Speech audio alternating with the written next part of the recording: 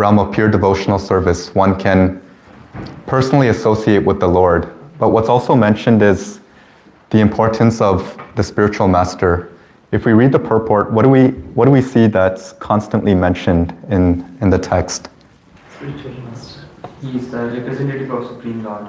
Yes. So question, what's the difference between an ordinary teacher from a material sense and a spiritual master or a guru? Antariksh Prabhu? May not be Shastri, but school teacher gives us material education, whereas spiritual master gives us spiritual education as well as direction. Anyone else? Vishaka. Spiritual master is acting as the instrument of Krishna, whereas teacher may or may not. Any other devotees? Amala Harina Prabhu? Connected with your spiritual master since a lot of birds, and it's going to go further on, not with the teacher. Nice. Thank you. Those are all really nice answers, and they're all factual. So the spiritual master, both the spiritual master and the teacher, or let's start with the ordinary teacher, they teach us how to function in this world. But the spiritual master teaches us not only to how to function in this world, but to also how to get out of this world. So there's a fundamental difference that we see between a teacher in the ordinary sense and a spiritual master as well. In the Bhagavad Gita, chapter 4, text 34, Lord Krishna says, I think we all know this verse, Tadvidi pranipatena paripeshana seveya upadekshanti te jnanam jnaninas tattva darshinaha. Just try to learn the truth by approaching a spiritual master. Does it go? Render service unto him. This, I'm kind of paraphrasing here. The self-realized soul can impart knowledge because he has seen the truth. If we can just pull up the verse, I think it's really helpful that we read the purport as well, because it ties very well into this text that we have here. So chapter 4, text 34. And if anyone would like to read the text and the purport, Dinal, please go ahead.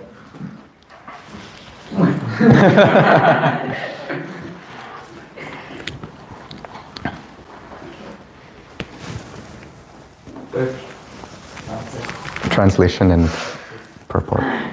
Just try to learn the truth by approaching a spiritual master. Inquire from him submissively and render service unto him. The self-realized souls can impart knowledge unto you because they have seen the truth. The path of spiritual realization is undoubtedly difficult. The Lord therefore advises us to approach a bona fide spiritual master in the line of disciplic succession from the Lord himself. No one can be a bona fide spiritual master without following this principle of disciplic succession.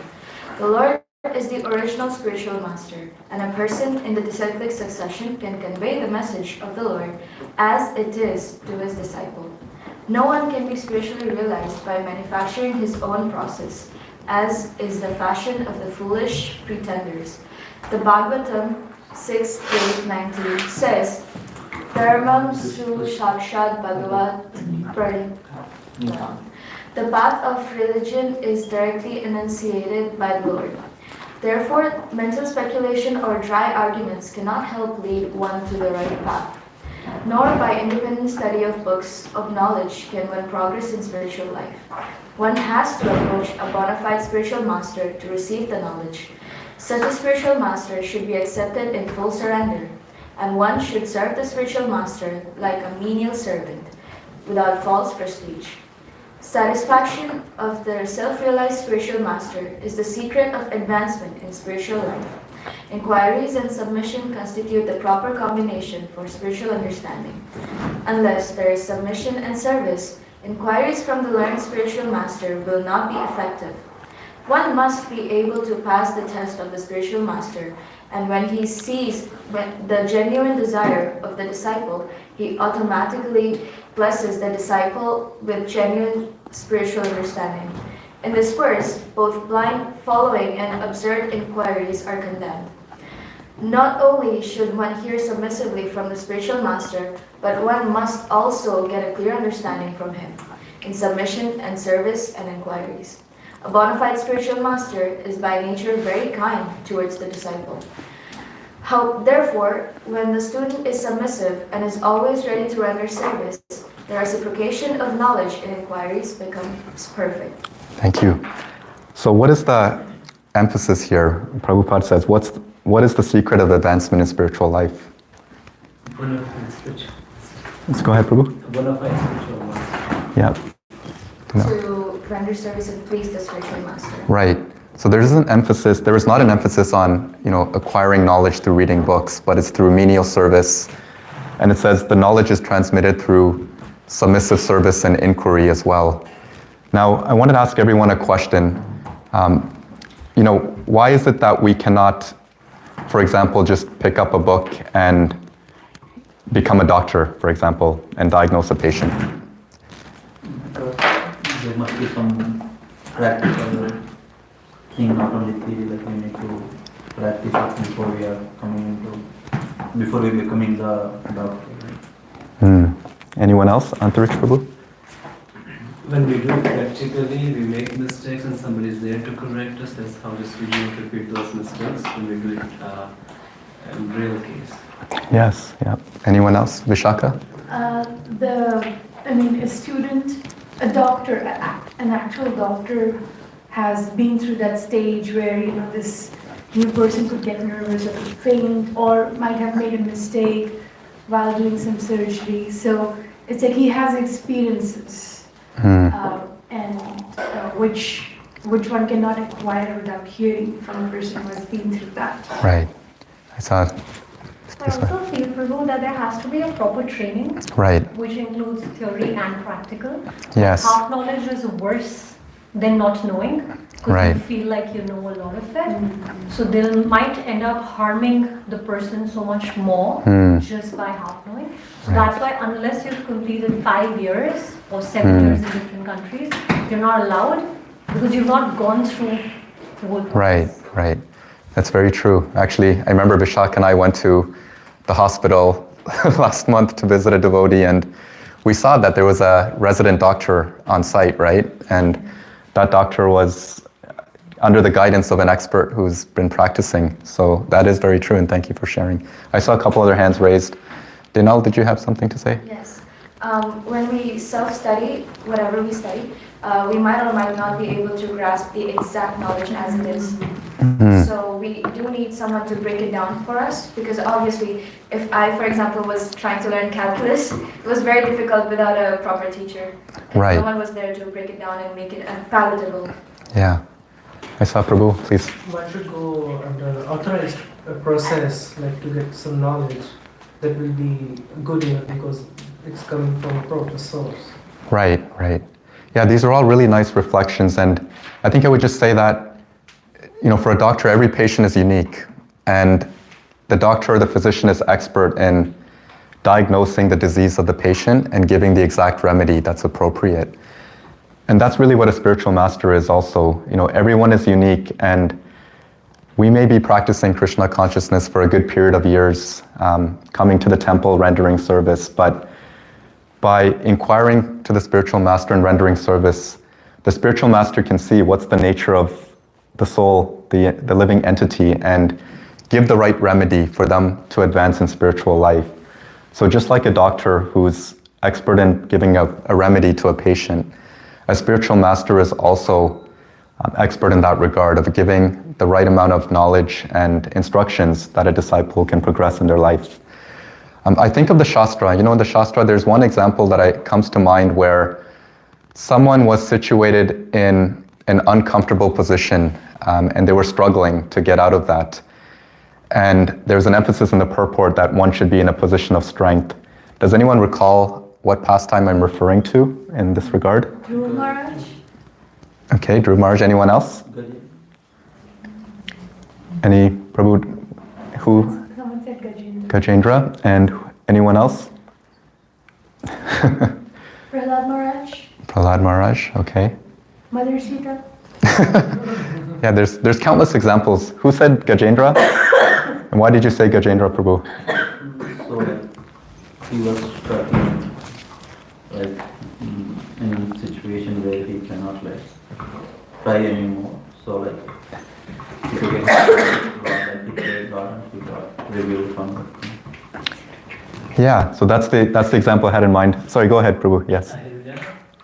Sorry, who? Ahilya. Helia. Okay, and why did you give that She example? was in the form of a stone. She could not even chant or call for God's help. Right. Even Draupadi, no? Yes, yeah, she was, put into a very precarious situation, and then she had to depend on Krishna. So these are all nice examples of how one is put into a position where they're uncomfortable. And that example of Gajendra just came to mind because Gajendra was stuck in the water, at the whims of a crocodile, and he didn't know how to get out. And similarly, this is what material life is. We're kind of stuck in this material existence, and we're looking for a way out. But what is that way out? We may try to read books and speculate ourselves, but the easy path is given in the Shastra, that we have the guidance of a guru, one who can guide us on that path. They'll be able to tell us what is it that we need in our life and how do we progress in that regard. Just personally, I know, speaking for myself and maybe Vishaka, we've been very fortunate that we've had spiritual masters in our lives. And, before we got married, we've been given guidance on, what it is that we need to do to, as I mentioned, the role of a guru is to help us function in this world, but also to get out. Mm-hmm. So how do we kind of live our life as grihastas, where we can function in a manner that we're progressing in spiritual life, but ultimately understanding that the goal of life is to go back to Godhead. And really, that's the role of the spiritual masters, to allow us to function in this world and how to get out as well. I wanted to ask other devotees if they have any personal examples or reflections of how they've been, inspired by a guru, maybe a Diksha guru or a Shiksha guru, of how they helped yourself progress in your life. It'd be nice to hear from the group here of such examples. Yes, Antariksh Prabhu. When you see a spiritual master or spiritual gurus, everybody is distressed around us, but the spiritual master is always blissful. There's that peace with them. The energy circle is very calming, very relaxing. That's something that really attracts you, or that's how you can just surrender, and those energies make you feel like you want to serve them. Very nice. So the association and the positive energy that you feel from being around an elevated devotee. Wonderful. Anyone else? Vishaka, we'll alternate. We'll go on this side of the room. And just remembering Brihat. So when Brihat came and started Bhakti Academy, prior to that, I was quite confused. How can I just be authentic, and how can I be a devotee? Because it looked like to be a devotee of the Lord, I would have to change a lot. It was something very inconceivable. You can come and attend the arati, you can come and do the classes, you can come and do whatever you like. But to be a devotee, I felt like you cannot be a devotee. I cannot be a devotee for myself. And I think Brihat kind of broke that preconceived notion that I had in my mind, and he started Bhakti Academy. And one of the values was whatever you have can be used in Krishna's service. So if I was working in logistics, he actually used those skills in starting BA.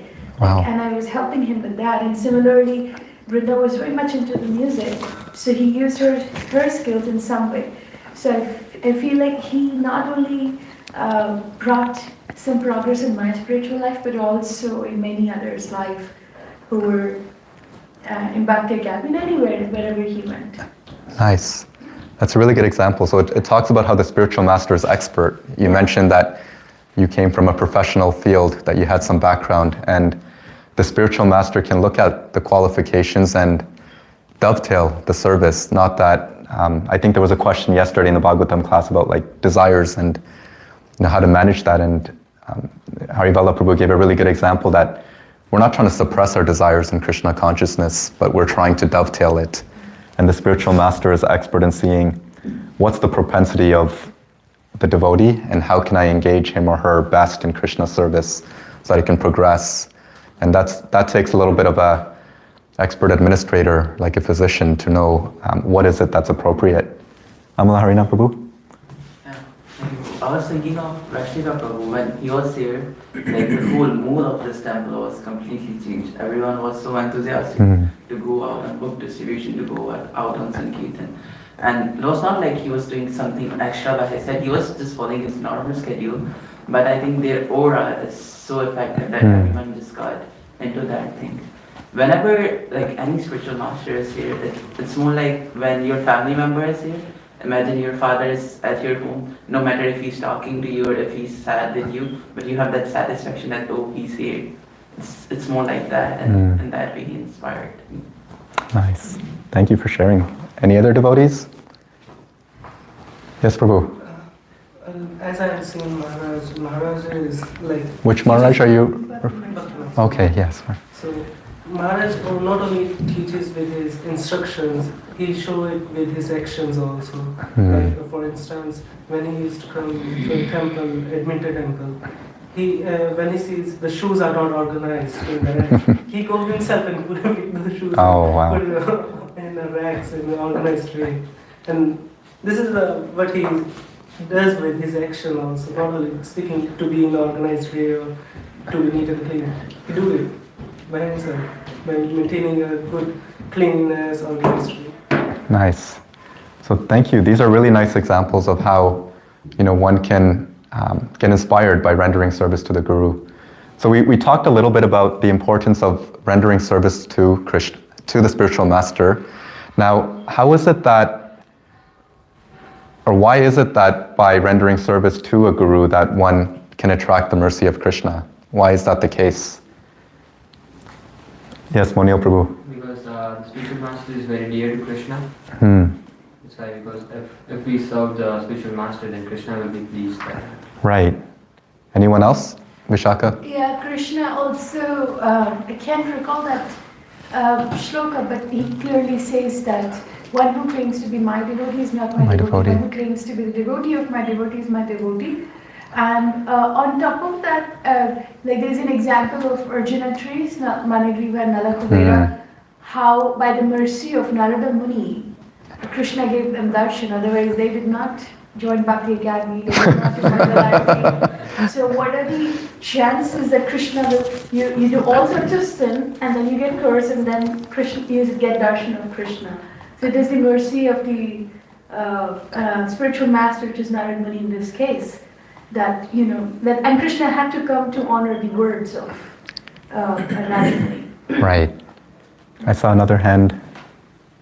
Is there anyone else that? Antariksh Prabhu? Like Prabhu mentioned, spiritual master, we cannot directly approach Krishna. We don't know, our senses are imperfect, but the spiritual master has direct connection. At the same time, they give us strength to feel that presence of Krishna in our lives. And he corrects us, purifies us, which makes us more able to approach him. When it comes to mercy, like Ahilya was in the form of a stone, but it was just Vishwamitra. Because of his mercy, Lord Ram could go to Mithila, forest, and that's how he could kind of get her liberated from that specific position. Thank you, Prabhu. Sarthak Prabhu? In morning prayer also, we say that Yasya Prasada Prasado. That Guru's blessings are as equal as Krishna's blessing. Yes. Guru give blessings, that means Krishna has already bestowed the blessing. Right, right. These are all really good examples, and that's right, like Krishna is ultimately pleased when the spiritual master or his devotee is pleased. And Prabhupada gives that example of a power of attorney. Like, does everyone know what a power of attorney is? It's someone that basically has been given the authority to sign or make decisions on behalf of someone. Like probationary officers in jail. Yeah, like they can manage, make decisions relating to financial. So the analogy here is that the power of attorney can sign on behalf of the main person. And sometimes the power of attorney may make a decision that may not be necessarily the best, but because they've been given that delegation, that they can go ahead and move forward, and in that way the owner is happy at the same time. So Krishna in the same way becomes pleased when his devotee or spiritual master is pleased as well, that he says, this is the opportunity, for the devotee to make advancement, and he'll provide his blessings. And there's also another important point, is that the guru or the spiritual master can pray to Krishna on behalf of the devotee as well. And in that regard, the devotee can make further advancement as well. There's a nice pastime that I heard about when Srila Prabhupada was present, that he made a comment that, to go back to Godhead, one has to be 100% Krishna consciousness. And that affected his disciples. They were a little bit distraught because 100% is a big thing. And then Srila Prabhupada said, no, 90%. And they were feeling a bit better, but they were still not, immediately happy. So he said 80%. And then he eventually said 70%. He said, I have the keys to the back door. So this is what Krishna does in that same example of the power of attorney, is that when he sees a pure devotee, someone who's dedicated his life to him, Krishna will listen to that individual and he'll bring that disciple back. It doesn't matter about necessarily the level of qualification, but he takes the word of his devotee into heart. So these are just some examples of us understanding the importance of a spiritual master. And even if we're not perfect, if the spiritual master is pleased in our lives, then our life will ultimately be successful. And I think just in the interest of time, just wanted to conclude, in this example, in this verse that we read, it talks about how one should render service to the spiritual master, and ultimately that's the goal towards where one can personally have that association with Krishna. It talks about that the Lord in the form of Paramatma can dictate to us, what we need to know. And in this example, the Pandavas were very fortunate because they had Lord Krishna physically present with them as well. Just yesterday, we had our monthly Sankirtan festival, and I know some devotees also went out in downtown. And we get to meet a lot of people from different faiths, different backgrounds. And they often try to share what their own practice is and their own conception. And generally, they have the same conception of the Absolute or God. And does anyone know how people view God or their perception as well? Vishaka? Someone who makes fritters out of you if you don't behave. Yeah, fritters, I like that. You'll be burning in hell. God will make your popcorn if you don't behave. Yeah. Things like that. Yeah. Anyone else? We'll go Sarthak and then we'll come to Dina. The majority of them generally say that if we believe in some power, we use the word some power, they cannot fathom that there is a person. That's why Sri Prabhupada make that point that God is a person. So yeah, they say that there is some power, you believe in some power, we believe in energies. They say like that. Right. Dinal? That he is like a judge. When you die, he passes judgment. Heaven, hell. Hell, heaven. We'll just get Nityananda Prabhu? Or? Yes, Shanky. I would say that the biggest thing is like everybody operates from a fear space. Like Vishaka was saying. Like no matter who I speak to, different religions, different spaces, they're like you'll be punished, there'll be sin. Right. There's not love. Yeah. I miss that love factor where you're like, oh, I want to take care of him. Right. Do this for him. It's like I'll do right thing so that he doesn't punish me. I'll do this because God punishes. So fear is a very strong thing that I've seen, but here I see love. Right. So you want to serve out of that feeling, like I want to care for you, I want to do this for you. Not like you give me this. It's not transactional. Right. So I think that's the major difference. Right. Thank you. Does anyone else have any comments? We'll let Monil Prabhu go, and then, because you shared one already, I just want to give everyone a chance to say something. Yes. What I've seen before coming to Krishna consciousness is that people have notion that God is someone who is very far away, sitting up there, doing his thing, With a beard. Yeah. And old, yeah. He is not personally involved in our affairs. But coming here, I saw devotees speaking like, Krishna did this to me, Krishna did that to me. So it's like Krishna is personally involved in your life. Yeah. That part is missing most of the, in many places.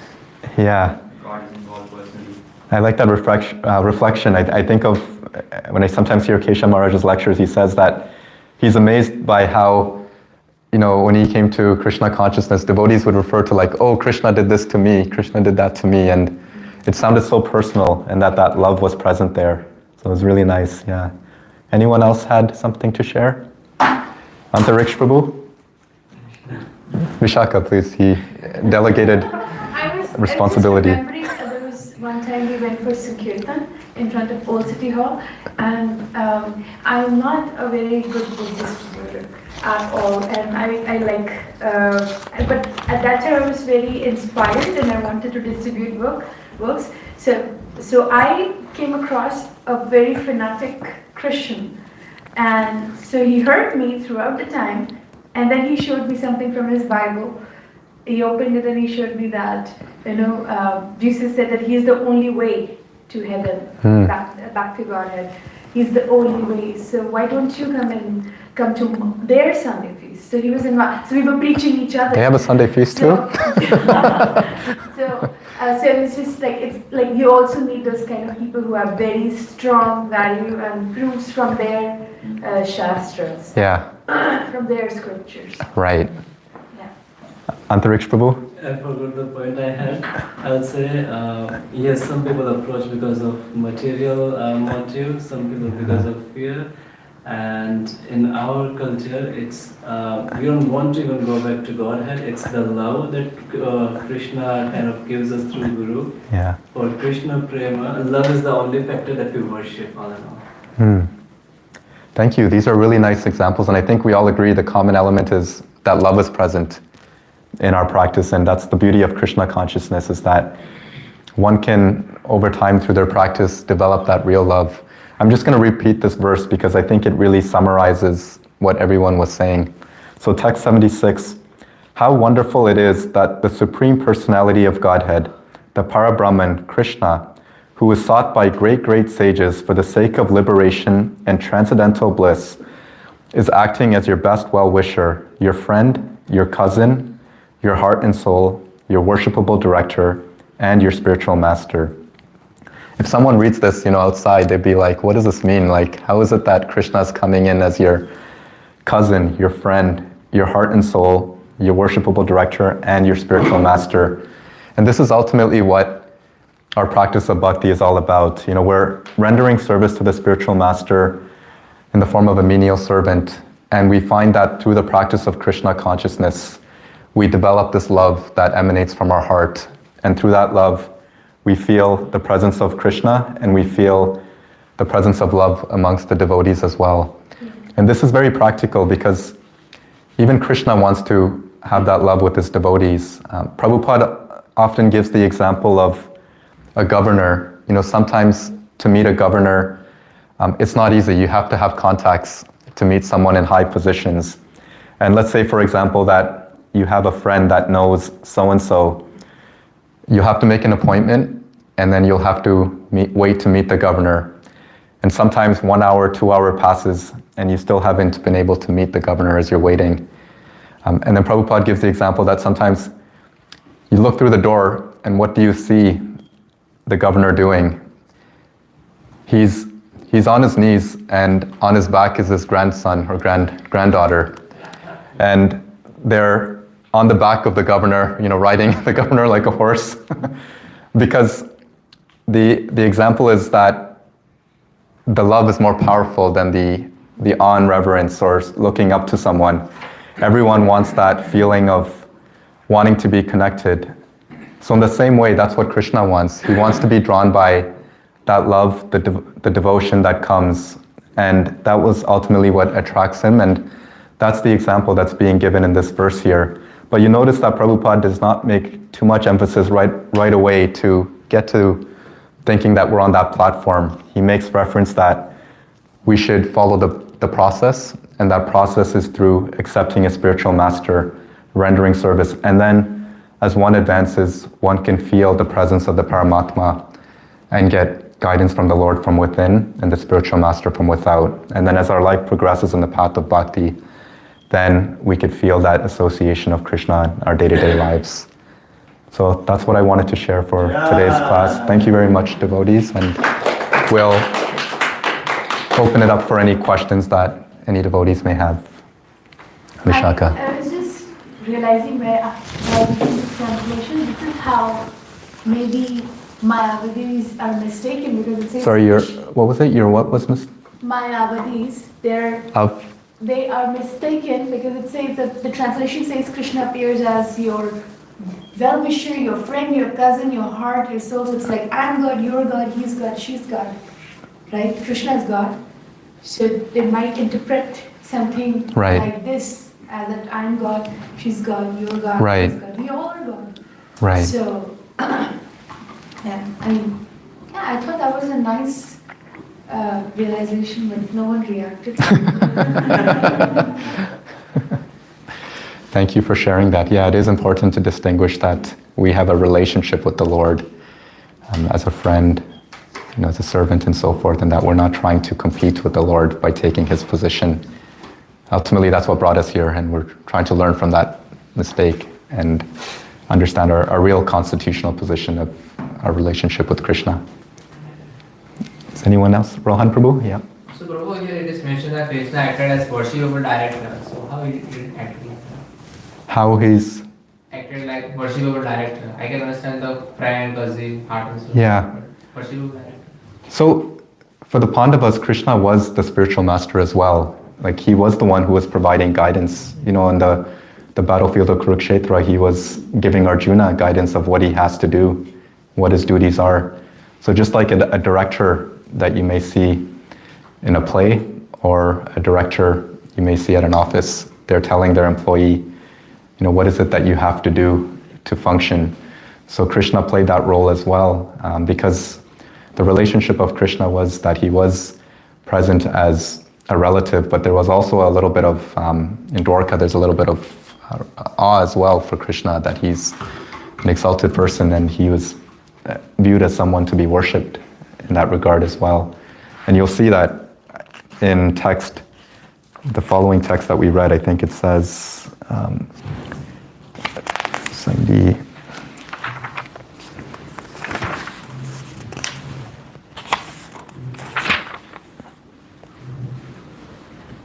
so it says in text 79, Narad Muni, being worshipped by Krishna, and Maharaj Yudhishthir, bade them farewell and went away. Yudhishthir Maharaj, having heard that Krishna, his cousin, is the supreme personality of Godhead, was struck with wonder. So this worshipable director is just making the reference that Krishna is also playing that role where he provides guidance to the Pandavas as well. Any other questions or comments, reflections? Ishan Prabhu? Thank you for the class. I just wanted to ask, many times we told that you should see Krishna in everyone. That you should see whoever they may be, But sometimes there may be individuals who are our enemies, and sometimes you may be commanded to even kill them. Then how do we see Krishna in them? So you're right. Like ultimately, the Lord does exist in the heart of every living entity. Like it says in the Bhagavad Gita that the humble and learned sage, by equal vision, sees different varieties of living entities. Please recite. Yes. Vidya Vinaya Sampane Brahmane Gavane Hastini Sunichaiva Svapakecha Pandita Samadarshina. Yes, wonderful. Thank you. So Krishna exists in the heart of every living entity, but it's not that, if you see a lion or a tiger, that you're going to approach them by saying, oh, Krishna's in the heart, let me extend my hand and pet them. What will happen? You may not have an arm at the end of the petting session. So in the same way that we're going to meet people who are not necessarily realized in terms of their relationship with Krishna. And we encounter this a lot in Sankirtan.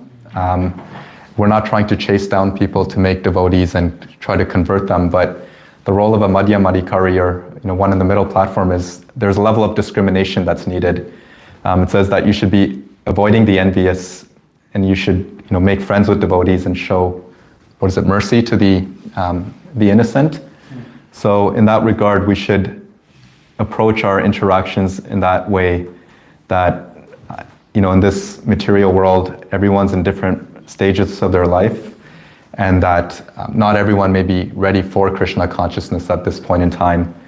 But at the same time, we should have a level of compassion that we don't look down upon them, but we should see that maybe in a future life that they'll get the opportunity to associate devotees and make progress in that regard.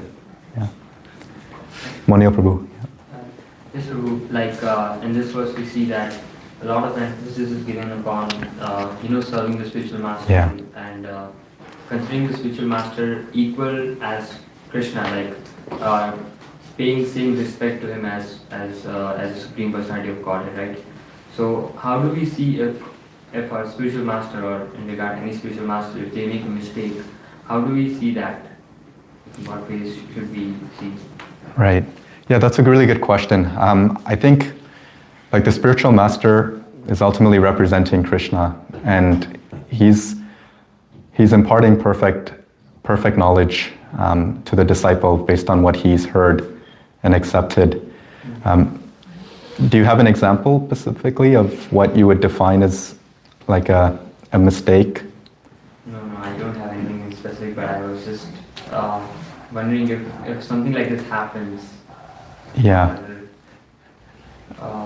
To refer, like many Prabhupada disciples at that time, they were sannyasis, and they